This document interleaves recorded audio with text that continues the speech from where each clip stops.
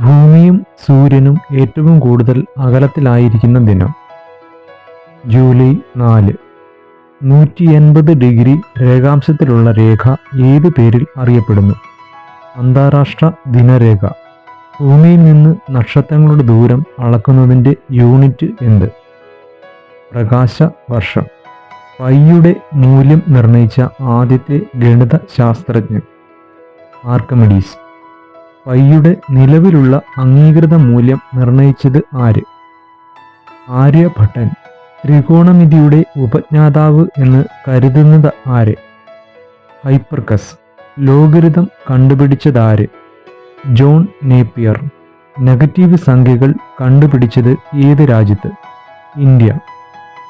ദക്ഷിണ ധ്രുവത്തിൽ തുടർച്ചയായ സൂര്യപ്രകാശം ലഭിക്കുന്നത് ഏത് കാലത്താണ്?